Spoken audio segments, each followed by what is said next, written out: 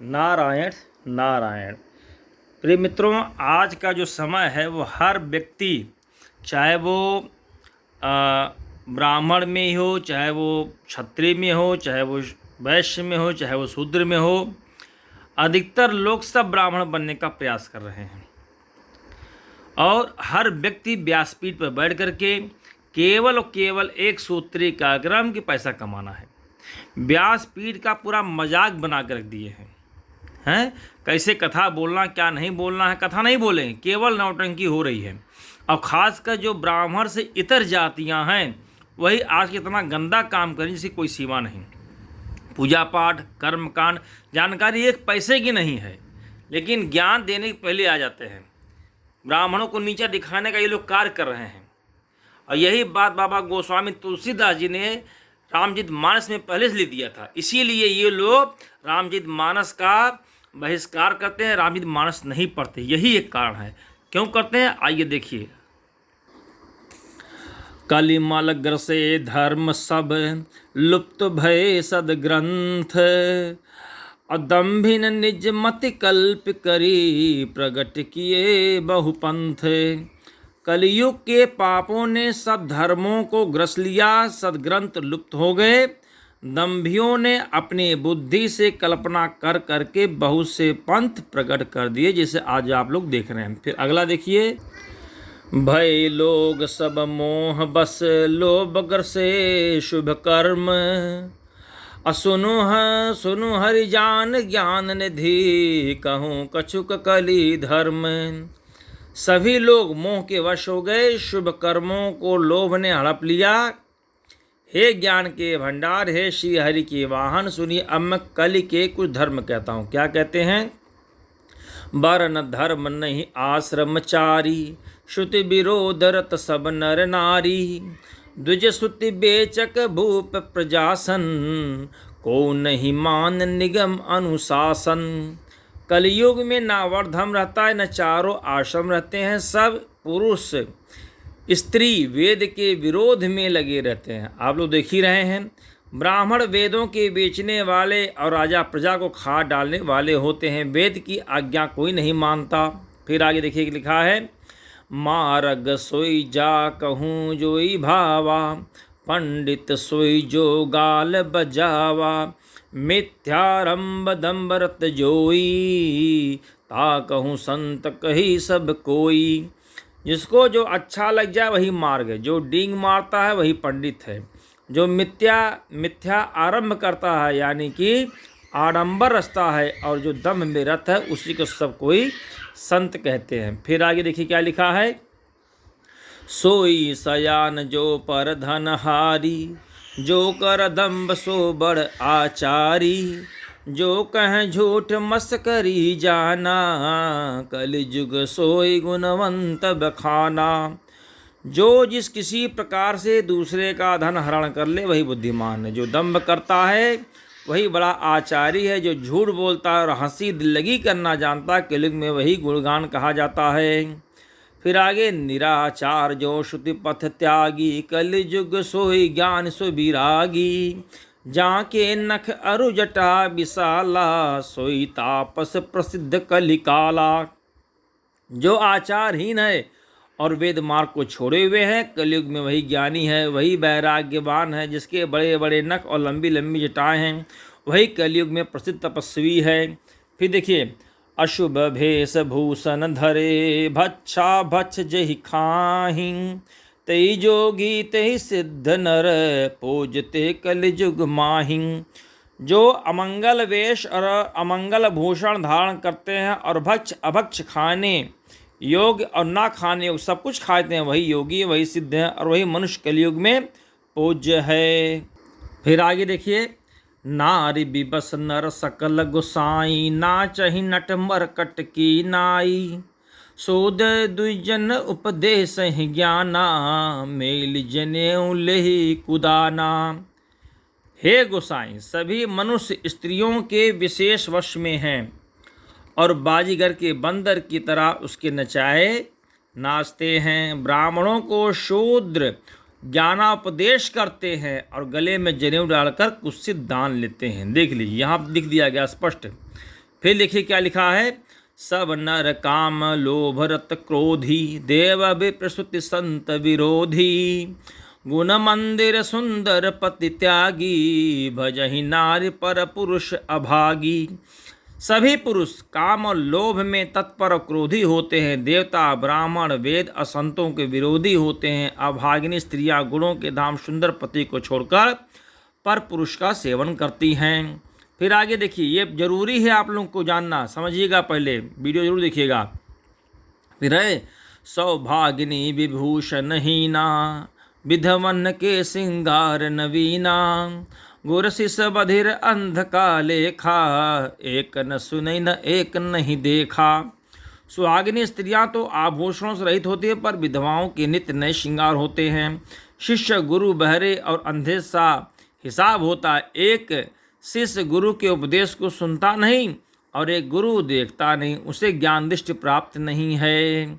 फिर आगे देखिए क्या लिखा है, बादहि सूद द्विजन सन, हम तुम ते कछु घाटी, जानहि ब्रह्मा सो विप्रवर, आँख दिखा वहीं डांटी। शूद्र ब्राह्मणों से विवाद करते हैं और कहते हैं कि हम क्या तुमसे कम हैं, जो ब्रह्म को जानता वही श्रेष्ठ ब्राह्मण है। ऐसा कहकर वे उन्हें डांट कर आंखें दिखलाते हैं। अब आप देख लीजिए, प्रमाण है रामचरितमानस में, उत्तरकांड में लिखा हुआ है, बाबा ने लिख दिया। फिर आगे देखिए क्या लिखे हैं, पर त्रिय लंपट कपट सयाने, मोह द्रोह ममता लपटाने, तेई अभेद बानी ज्ञानी नर, देखा मैं चरित्र कली जुग कर।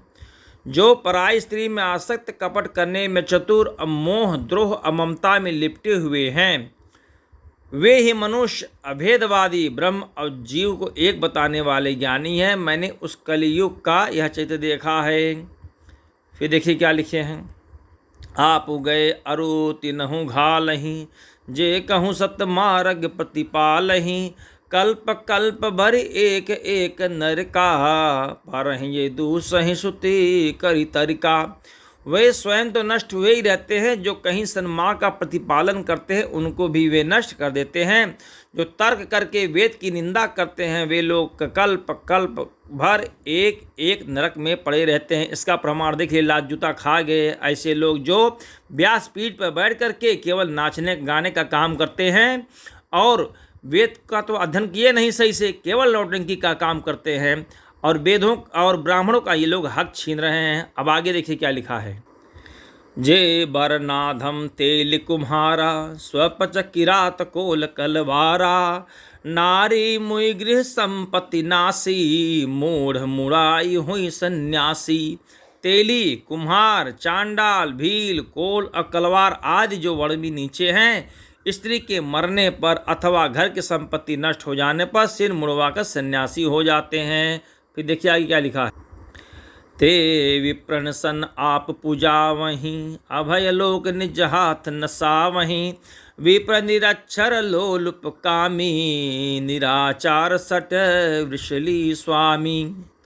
वे अपने को ब्राह्मणों से पुजवाते हैं और अपने ही हाथों दोनों लोक नष्ट करते हैं। ब्राह्मण अनपढ़, लोभी, कामी, आचारहीन, मूर्ख और नीची जाति की व्याभिचारिणी स्त्री के स्वामी हो जा रही हैं।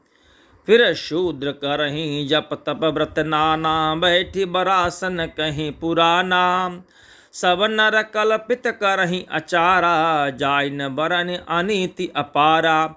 शूद्र नाना प्रकार के जप तप व्रत करते हैं तथा ऊंची आसन व्यास गद्दी पर बैठकर पुराण कहते हैं, सब मनुष्य मनमाना आचरण करते हैं, अपार अनीत का वर्णन नहीं किया जा सकता है। अब आपको मैं दिखाता हूँ शिव पुराण में क्या लिखा है। फिर आगे लिखा है, धनवंत कुलीन मलिन अपि, दुज जिन्ह जने उघार तपी, नहीं मान पुराण न बेदहि, जो हरि सेवक संत सही कलिसो। धनी लोग जो हैं, जो मलिन हैं, मतलब नीच जाति के होने पर भी बड़े माने जाते हैं तथा कुलीन माने जाते हैं। द्विज का चिन्ह जनेऊ मात्र रह गया है और नंगे बदन रहना तपस्वी का। जो वेदों और पुराणों को नहीं मानते, कलयुग में वही हरि भक्त और सच्चे संत कहलाते हैं। देखिए बाबा गोस्वामी तुलसीदास ने लिख दिया। अब आगे आपको दिखाते हैं शिव पुराण का। अब आपको दिखाते हैं, देखिए शिव महापुराण में क्या लिखा हुआ है। देखिए यहाँ पाइए, देखिए लिखा है, क्या करेंगे, एक यहाँ लिखा है, देखिए ये यहाँ पाइए, देखिए वैश्य के लिए लिखा गया है। वैश्य, देखिए यहाँ लिखा, वैश्य शंकर भ्रष्ट स्वधर्म त्यागी कुमार्गी धनोपार्जन परायण तथा नाप तौल में अपनी कुत्सित वृत्ति का परिचय देने वाले होंगे। वे गुरु देवता और द्विजातियों के प्रति भक्ति शून्य कुत्सित बुद्धि वाले, द्विजों को भोजन न कराने वाले, प्रायः कृपणता के कारण मुट्ठी बांध कर रखने वाले, पराई स्त्रियों के साथ कामरत मलिन विचार वाले, लोभ और मोह से भ्रमित चित्त वाले और वापी कूप तड़ाक आदि के निर्माण तथा यज्ञादि सत्कर्मों में धर्म का त्याग करने वाले होंगे। फिर देखिए इसके लिखा है, इसी तरह